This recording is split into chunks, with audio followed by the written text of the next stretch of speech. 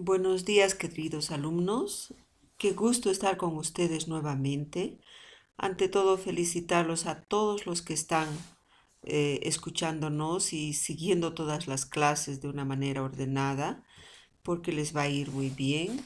Y informarles que con el tema de hoy, que es el tema de páncreas, espero abrirles un poco a un mundo clínico que está muy de moda en esta temporada epidemiológicamente, que es la diabetes. Y también ustedes alguna vez han debido escuchar de la pancreatitis, que es una inflamación severa y grave del páncreas y que puede llevarnos a la muerte. Por lo tanto, vamos a hablar hoy de páncreas y, eh, y ojalá que podamos hacerlo de una manera adecuada como todos los docentes. Solo queremos compartir enseñanza por este medio que no es del todo el mejor. Sin embargo, todos los docentes en histología estamos con ese deseo de siempre darles algo mejor en las oportunidades que tenemos de dar nuestras clases magistrales. Este es el páncreas. Como ustedes ven, es una glándula que tiene una cápsula casi, no es una verdadera cápsula, tiene un tejido conectivo muy delgadito que le rodea y es por eso que es una glándula sumamente delicada, es como una bomba de tiempo. El momento que esta cápsula se destroce, se rompa, se necrose, ¿qué es lo que va a producir? Va a producir un estallido y que sí nos puede llevar a la muerte. Ahora veamos por qué. Empecemos con sus características generales. Como vemos, es una glándula no muy grande. Está en la cavidad abdominal, tiene 25 centímetros de largo, 5 de ancho y 2 de grosor. El peso no es muy grande, 150 gramos. Es de color más o menos blanco rosado. Es retroperitoneal. Ustedes ven acá, esto es un diafragma. Es el diafragma. Y han tenido que levantar el diafragma para que podamos ver. Tiene más o menos una posición entre la lumbar 2 y la lumbar 3. Su cabeza se adhiere a la porción segunda del duodeno, en la parte media del duodeno. El cuerpo y la cola se extienden hacia la pared posterior.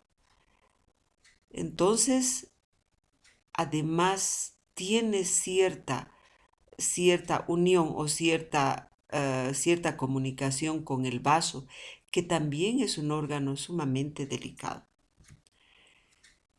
Entonces, cuando decimos que está recubierto de tejido conectivo fino, que no es verdaderamente una cápsula, y el parénquima está dividido por este tejido conectivo en una fina lobulación, que no son lóbulos bien definidos, pero da este aspecto de lobulaciones.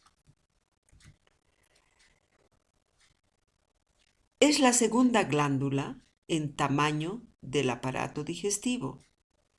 Y lo que se tiene que recalcar desde el inicio, que tiene dos funciones.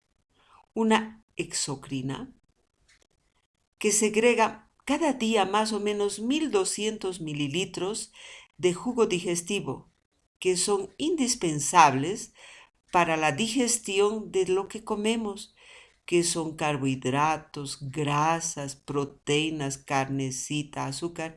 Entonces, esta producción del jugo digestivo del páncreas es indispensable para poder ayudarnos a metabolizar adecuadamente y digerir lo que comemos. Y es importante también recordar que cuando decimos glándula exocrina es porque va a vertir su producto hacia conductos. Pero también esta glándula es endocrina. ¿Por qué? Porque forma hormonas que nos van a ayudar a controlar sobre todo el metabolismo de los carbohidratos. Y también recordemos que decimos glándula endocrina cuando vierte su producto directamente en la sangre. Entonces, una porción endocrina que vierte las hormonas en la sangre y una porción exócrina que vierte un jugo de 1200 mililitros al día y nos ayuda en la digestión. Entonces, ya vemos la importancia con esto de la glándula.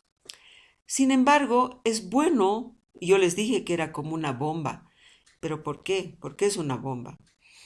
Miren, no tiene cápsula y cómo está unida muy directamente hacia la víscera, hacia el riñón.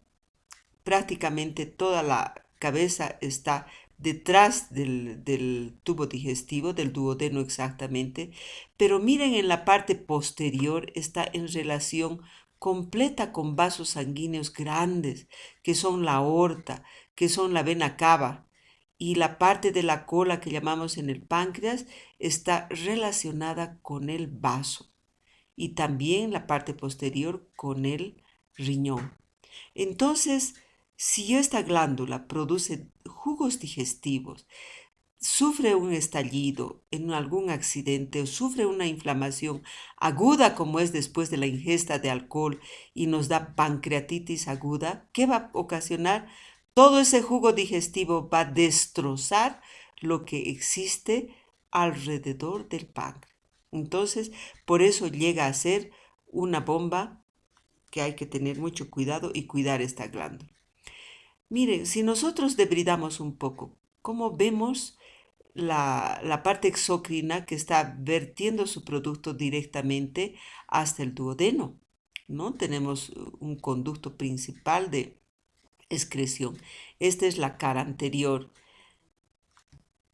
La cara posterior, miren la relación. Tenemos una relación directa con los vasos sanguíneos, continúa con el tubo digestivo, con el duodeno.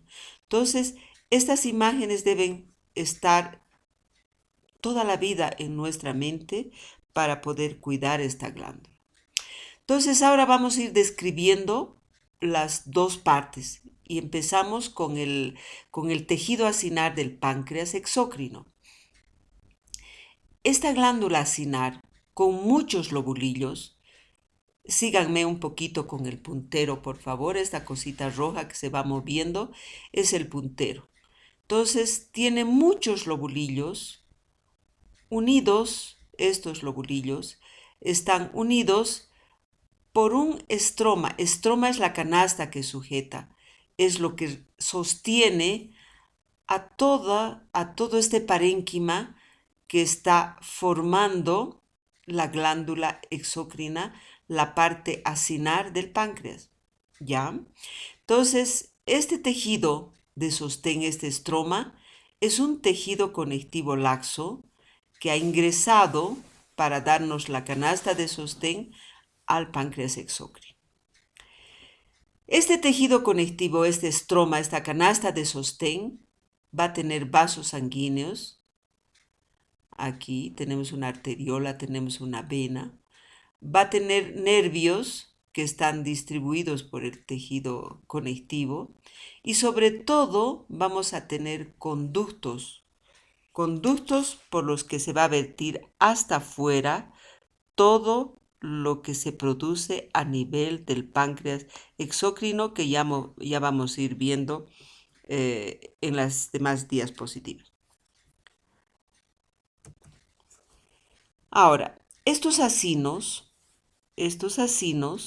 que es la unidad funcional del páncreas exocrino, pueden ser redondos, ligeramente alargados, pueden ser redondos o ligeramente alargados. Estos acinos están compuestos por cada acino, cada bolsita, si quieren ustedes, de células, por 40 a 50 células piramidales, con una capa única alrededor de una luz estrecha, ¿no? Entonces vamos a tener alrededor de un acino una lucecita estrecha.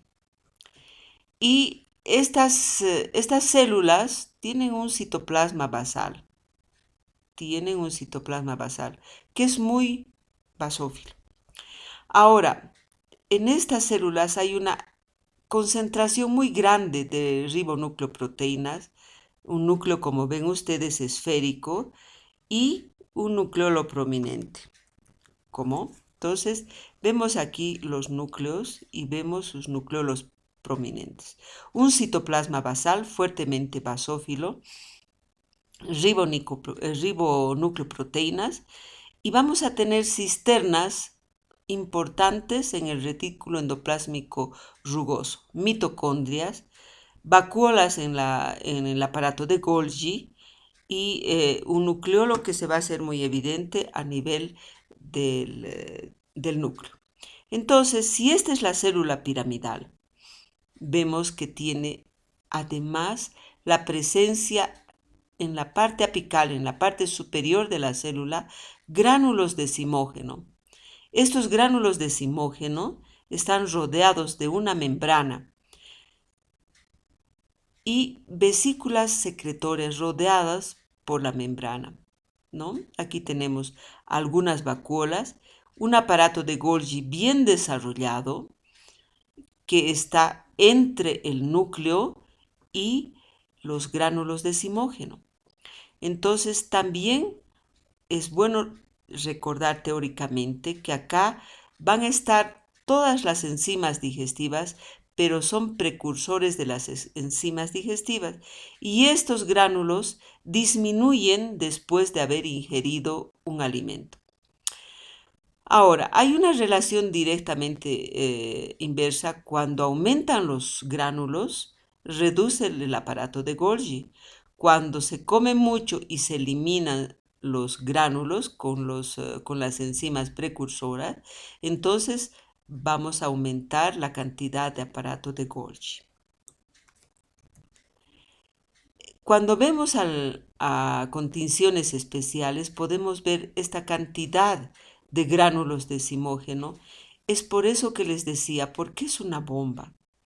Si estos gránulos se deshacen dentro de una célula, produce una autólisis, la destroza, y esta célula a otra, y todo se convierte en una masa necrótica que nos lleva en muy poco tiempo, si no se hace un buen tratamiento, a la muerte. Ahora, ubiquémonos un poquito en este corte. Es como si fuese una porción de un acino. Esta es una luz del acino. Entonces, en esta luz del acino es que se van a eliminar todos los productos, los precursores de enzimas, hacia la luz del acino. ¿Ya? Entonces vemos el núcleolo prominente, el retículo endoplásmico, muy abundante porque está constantemente formando proteínas y sobre todo la presencia de mitocondrias en todo el citoplasma, sobre todo en el citoplasma inferior. Bien, ahora es necesario ver cómo se va a eliminar estos productos. Si el páncreas exócrino es una glándula de secreción externa, tiene que haber conductos. Y el sistema de conductos empieza con células centroacinares, conductos intercalares, conductos intralobulillares y conductos interlobulillares. Ahora, ¿cómo es la organización histológica? En este esquema que vemos acá, el sistema ductal empieza a nivel o en el centro del acino. Este es el acino, la unidad funcional del páncreas exócrino. Este es el páncreas endocrino. Entonces, en la parte central, en la luz del acino, hay unas células centroacinares y entre las células hay unos canalículos por donde se va a vertir los productos precursores, pero estas células centroacinares también están formando la primera porción del conducto, para luego ir al conducto intercalar, luego tener el conducto intralobulillar, para luego estar formar el conducto, los interlobulillares. Este sería un conducto intralobulillar. Entonces acá ya vemos otra población. Esta es la población de las células acinares. Esta es su representante. Y esta es la célula de la célula, esta es la célula que tenemos a nivel del espacio donde se inicia el sistema ductal. Bien, ¿cómo son estas células? Son células cuboides, bajas, pálidas, con receptores para secretina y acetilcolina, que son las que van a ir estimulando de acuerdo a las necesidades o a la digestión o a lo que requiera el organismo. Entonces, estas son células cuboideas bajas, pálidas, no captan muy bien, tienen un núcleo más o menos ovalado, aplanado, y esta es una célula acinar con sus gránulos decimógeno. Continuando un poco, veamos qué hacen estas células centroacinares. Tienen o vierten o producen bicarbonato más agua, que es un líquido alcalino que va a amortiguar el quimoácido del duodeno y además contiene pocas enzimas. Habíamos dicho que el páncreas, en la parte exocrina, a nivel de los acinos, produce muchas enzimas. En cambio acá no tiene casi enzimas. Entonces las secreciones o pueden ser ricas en enzimas y deficientes en enzimas. Y estas cada una se regulan por separado. Entonces vemos con microscopio electrónico una célula centroacinar. Estas son mitocondrias. Este es el aparato de Golgi. Y acá tenemos el retículo y su núcleo con su cromatina que está alrededor del núcleo.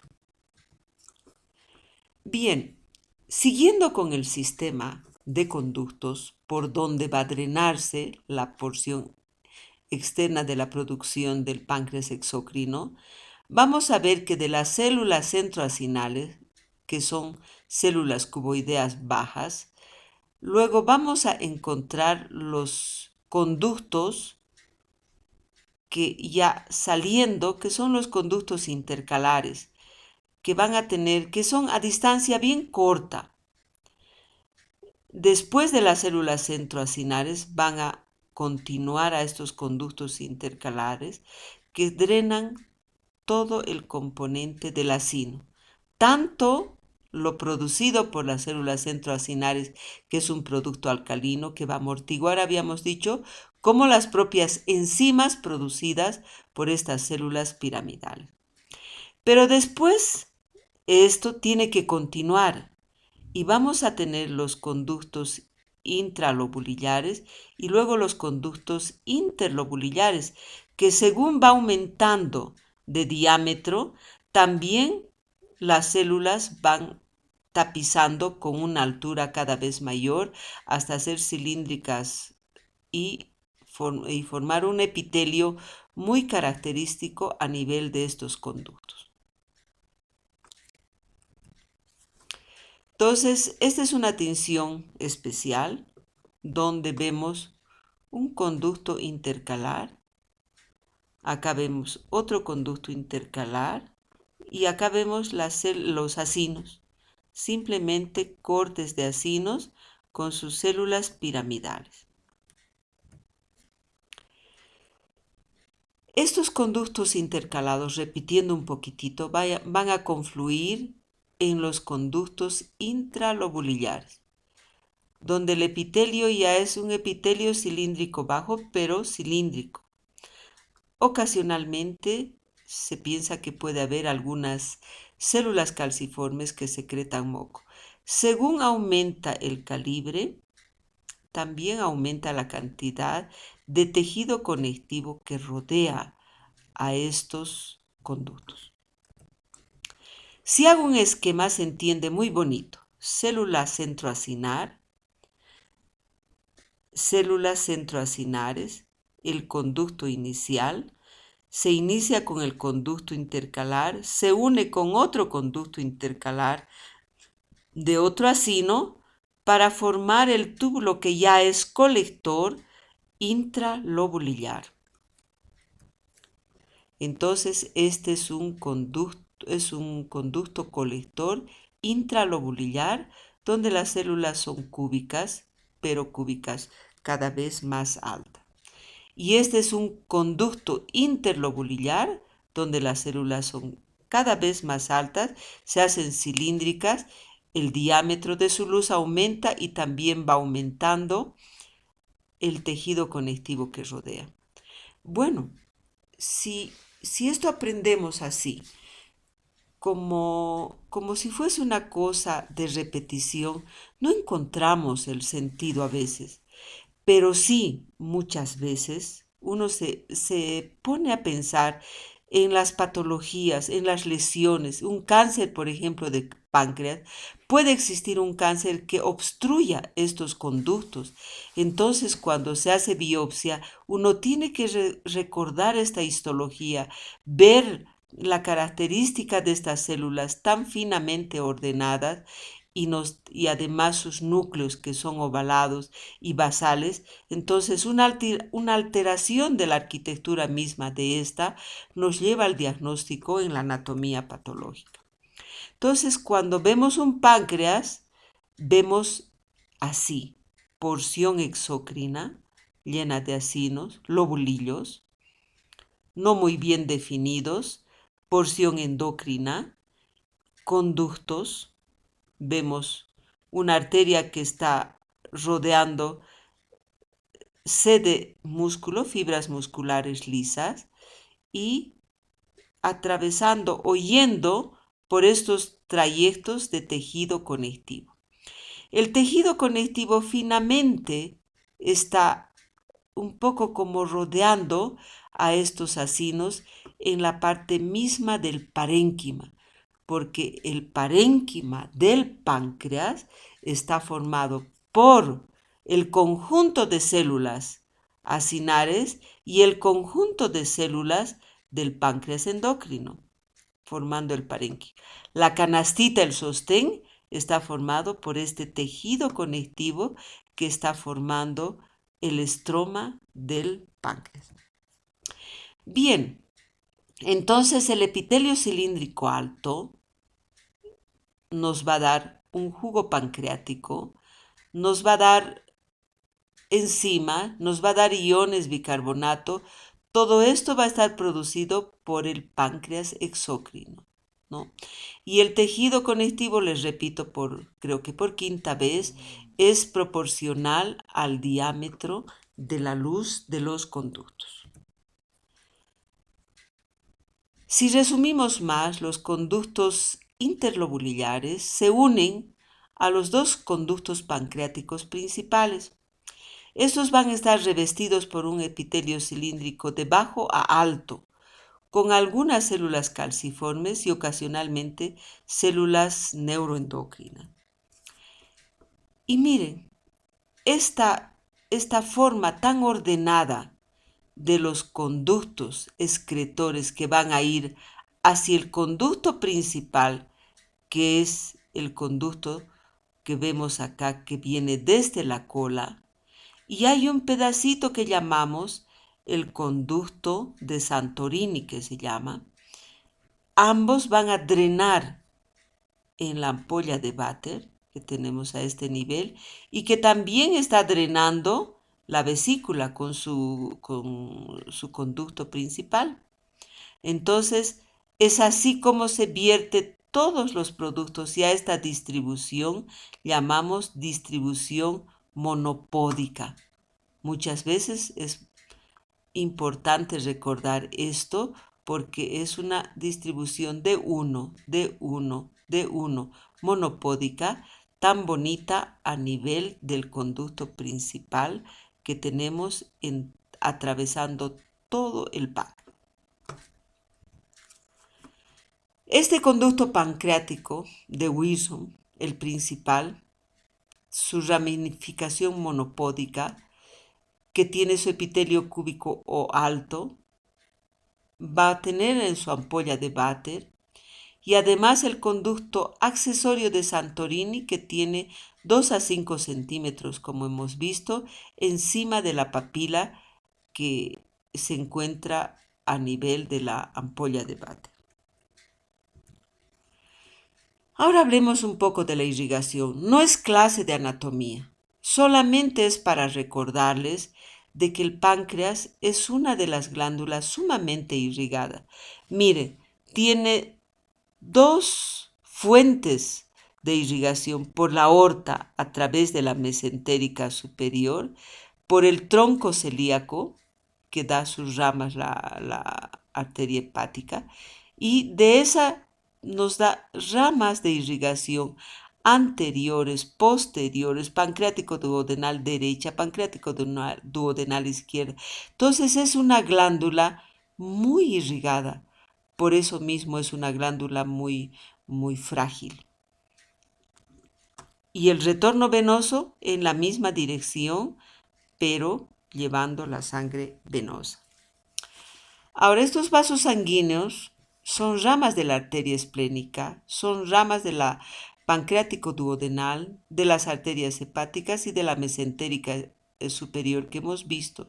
Son ricas redes de capilares que van a terminar alrededor de los acinos. Miren, acá vemos esos vasos sanguíneos, terminan alrededor de los acinos. En el páncreas exócrino, estos vasos sanguíneos tienen un epitelio, un endotelio continuo, ¿no? Pero en el páncreas endocrino, escuchen muy bien, los capilares no son continuos, son perforados, son discontinuos. ¿Por qué? Porque las hormonas tienen que entrar directamente a la sangre. Entonces, esto es muy bonito recordar siempre en los exámenes. La parte linfática es mucho más sencilla, son vasos ciegos que van a terminar entre los acinos, drenan a los ganglios linfáticos a nivel de los ganglios linfáticos pancreatoesplénicos ubicados en el borde superior de la glándula. Entonces es un drenaje linfático muy sencillo. La inervación es también importante recordar. Procede de dos partes, uno del nervio vago y de los nervios esplácnicos. Estos primeros van a conducir impulsos que controlan la secreción endocrina, mientras que los otros van a llevar toda la sensibilidad del dolor. Y estos son el plexo solar, que lleva una inervación simpática y parasimpática, formando plexos perilobulillares y periacinosos, ¿no? Entonces, dos tipos de inervación. Ahora, en la histofisiología, ya resumiendo, pocas glándulas producen tanta cantidad de enzimas, 1200 mililitros. Entonces, y tan variadas, porque las células acinares secretan enzimas para la digestión de las proteínas, de las grasas, de los dulces y otros componentes que tenemos en los nutrientes. Para la protección de la glándula, o sea, estas enzimas se secretan en forma inactiva. Imagínense que las enzimas se virtieran directamente en la luz, destroza el acino. Entonces se sabe que la secreción es de una forma inactiva y solo se activan después de su secreción en la luz intestinal. En la regulación de la secreción también hay un control hormonal. Hay células enteroendocrinas en la parte del intestino delgado, que son la secretina y la colecistoquinina, que van a ayudar en la regulación de la secreción. Y el sistema nervioso simpático, parasimpático y nervio vago, como habíamos visto anteriormente. Bien, entonces hemos visto cómo es la distribución del del parénquima exócrino y ahora vamos a ir a la parte más bonita, que es la parte endocrina. Ustedes han escuchado últimamente mucho sobre la diabetes. La diabetes es una enfermedad donde el azúcar se sube en cantidades importantes y que no puede ingresar dentro de la célula. Los valores normales de la glicemia son entre 80 y 100. Entonces, en la diabetes, cuando se tiene cantidades superiores a estas normales, se tiene que ver por qué.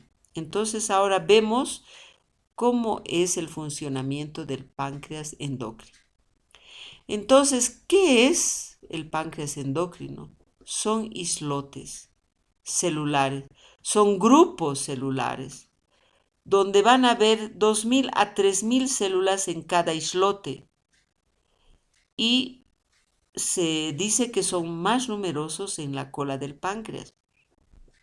Y hay más de 1.000.000 de islotes. Aquí veo 1, 2, 3 islotes. Pero imagínense, son más de 1.000.000. Pese a eso, constituyen el 1 al 2% de todo el volumen de la glándula. Entonces, recapitulando, los islotes de Langerhans son 1.000.000 y cada islote tiene 2.000 a 3.000 células. Tiene un abundante riego sanguíneo y estos islotes están delimitados por tejido conectivo reticular y mayor cantidad de islotes encontramos en la cola del páncreas. Entonces, un islote es esquemáticamente y tiene varios tipos de células.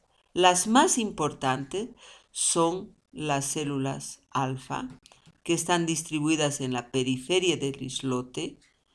Tenemos las células beta, que son las que están en mayor cantidad, y las células delta, que están más o menos dispersas en el páncreas entre las células alfa y beta. Pero lo remarcable, la presencia de los capilares discontinuos, donde va a drenar directamente la hormona, donde se va a vertir la hormona para producir a distancia o en el órgano blanco su acción. Entonces, tengo un islote rodeado de un tejido conectivo reticular, pero ¿qué características histológicas veo? Estas células no se tiñen tanto como las células del páncreas exócrino. Son células más claras, poco teñibles, que requieren tinciones especiales. ¿Por qué? Porque sus gránulos son diferentes tipos de gránulos y no captan las tinciones que tiñen al páncreas exócrino. Estos islotes de Langerhans forman una masa compacta de células epiteliales, una masa, con una red laberíntica de capilares. Estas células están más dirigidas cerca de los capilares y están bastante separadas por esta fina capa de los acinos que encontramos en la periferia de estos islotes.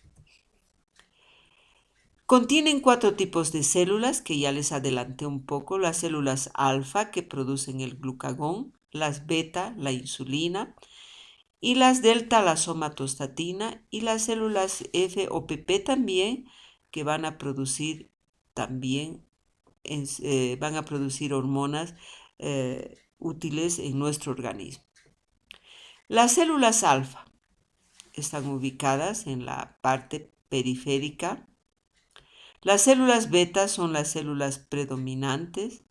Las células delta están esparcidas y son muy escasas las células PP, que están dispersas por todo el islote. Porcentaje: las que producen glucagón 20%, las que producen insulina 70%, la somatostatina 10% y la gastrina 1%. Las células PP 2%. Todas las células se diferencian por el tamaño, se diferencian por su densidad y su estructura interna de los gránulos de secreción. Es por eso que cuando teñimos con hematoxilina eosina, solo se las ve más claras y sus gránulos en cada uno les dan sus características de acuerdo a su peso molecular. En todas las células, el contenido de los gránulos se libera siempre por exocitosis al espacio extracelular, ¿no? Y se introducen esta producción directamente al torrente sanguíneo para ir y actuar a nivel de la célula blanco. Ahora, en cuanto a la histofisiología, la principal función del metabolismo de los carbohidratos está dado por la insulina. Mucho han escuchado ustedes hablar de la insulina, que es un péptido de 21 aminoácidos en cadena alfa y 30 en cadena beta, que están unidas estas dos cadenas de aminoácidos por puentes de disulfuro. Y esta hormona va a influir muchísimo en la función celular de casi la mayoría de las células del cuerpo. Se producen en los ribosomas, se forma la preproinsulina. Y hay enzimas que van a romper esta proinsulina para darnos y formar la preproinsulina y darnos la proinsulina. Y la proinsulina se convierte en insulina, pero a nivel del aparato de Golgi, ¿no? Donde esta insulina se rodea por moléculas de clatrina. La insulina, su secreción, está estimulada sobre todo cuando aumenta el azúcar en la sangre. Les había dicho que los valores normales son de 80 a 120. Ciertas hormonas gastrointestinales liberadas durante la digestión de los alimentos también van a estimular la producción de insulina.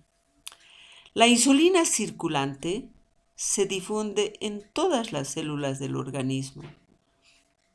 A nivel de receptores va a ir a actuar a cada una de las células, pero sobre todo en el hígado, en el músculo y en el tejido adiposo. Si hacemos un esquema para entender mejor, vemos que las células beta van a formar la preproinsulina, que son cadenas alfa y cadenas beta unidas por puentes de disulfuro. Esta proinsulina van a actuar las enzimas y recién nos van a dar la insulina para que actúe. Esta insulina, tanto a nivel del músculo, tejido adiposo y otras células, ¿cómo va a ingresar? ¿Cómo va a actuar? Esto es muy importante que recuerden ustedes que la insulina no es que va a agarrar al azúcar y va a introducir directamente, no. Existen receptores de insulina, moléculas que son receptores de insulina. Estos receptores de insulina van a abrir en la membrana celular, ya sea del músculo, ya sea del tejido adiposo, del tejido de las neuronas, van a abrir mediante otras moléculas que van a facilitar el ingreso de la glucosa dentro de la célula. Y recién la glucosa va a producir a nivel del ciclo de Krebs y darnos toda la energía que requerimos. Es por eso que cuando no hay buenos receptores, como ocurre en la diabetes tipo 2, entonces se va a acumular el azúcar y ya no va a ser 80, 100, va a ser 120, 130, 140, mucho más va a ir subiendo y esta célula cada vez va a estar escasa de energía y no va a poder trabajar. Y eso es la diabetes. Cuando aumenta el azúcar en la sangre y no puede ingresar dentro de una célula que puede ser el músculo, el tejido adiposo, las neuronas, y no tenemos la energía necesaria para que trabaje esta célula, ¿ya? Entonces, ahora hablamos de la otra hormona, el glucagón, es a la inversa. Se secreta cuando disminuye el azúcar en la sangre.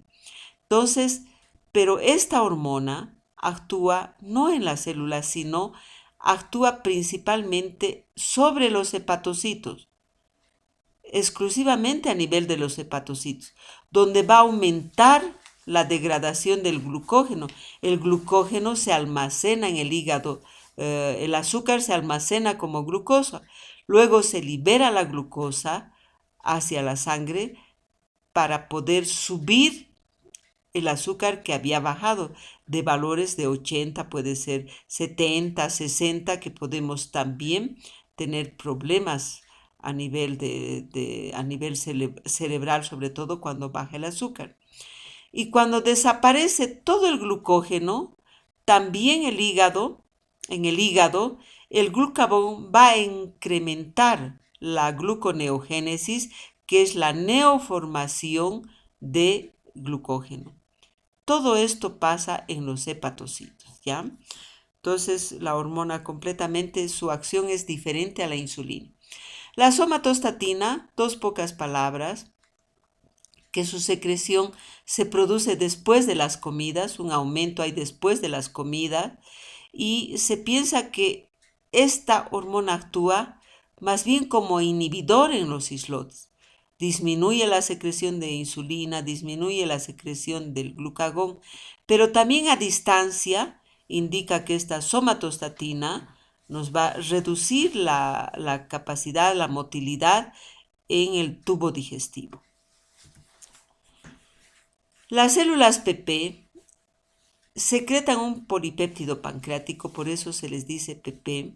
Se sabe muy poco de su función. Sin embargo, se piensa que es una hormona que va a disminuir las secreciones exócrinas del páncreas. Ahora, solamente dos palabras para que ustedes entiendan lo que es una diabetes tipo 1, diabetes tipo 2. Resumiendo esto, la diabetes tipo 1 es una diabetes que sin insulina no puede tratarse. Es decir, que sus células no van a producir insulina. Este tipo de diabetes se produce sobre todo ahora en jóvenes, pero también hay niños que están apareciendo con la diabetes tipo 1. ¿Cuál es la etiopatogenia? Se piensa que probablemente exista una destrucción por anticuerpos en las células beta, que sea un proceso de autoinmunitario que destruya a la misma célula beta del páncreas. En ambos tipos de diabetes, los síntomas son mucha sed, mucha hambre y se orina mucho. Entonces, por eso se dice, cuando tú tengas mucha sed, cuando tengas mucha hambre y estés adelgazando mucho porque tus células no están teniendo la energía necesaria, investiga una diabetes, ¿ya? Entonces, este tipo de diabetes tipo 1 casi siempre se presenta con un coma diabético. Es muy rápida. Y como vemos en los islotes de Langerhans, hay una disminución en el número de las células beta y están atrofiados. Hay más tejido fibroso en vez de células beta. A diferencia de la diabetes tipo 2, que es la que da cuando las personas son obesas, cuando tienen sobrepeso y son adultos, arriba de los 40 años. En estas personas existe una disminución leve en el número de las células beta, pero lo que pasa realmente es una alteración en el receptor de insulina. Entonces, no es la célula beta la que está alterada, sino los receptores que tenemos a nivel de las células que existen en cualquier parte del organismo y que tiene que venir la insulina a actuar para que nos abra la puerta dentro y ingrese el azúcar dentro de la célula. Entonces, esa es la diferencia entre la diabetes tipo 1 y la diabetes tipo 2. La diabetes tipo 2 casi es lenta, progresiva y no se presenta directamente con cetoacidosis. La cetoacidosis es una alteración metabólica que nos lleva al coma en una persona.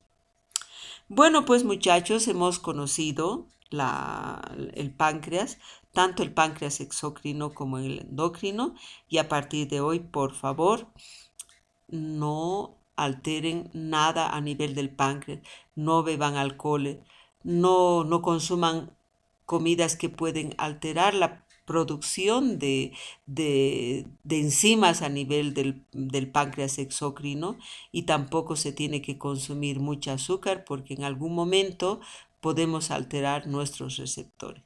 Les agradezco muchísimo. El páncreas es como esto, una luz, porque nos abre realmente tantas puertas, nos da tantos beneficios, pero por otro lado también es esta cosa fría. Cuando esta se altera, es un nivel que existe entre una luz y esta parte fría que tenemos, que hay que saber reconocer en un momento dado a nivel del páncreas, si es la parte exócrina o la parte endocrina que están alteradas en esta glándula tan hermosa. Muchas gracias.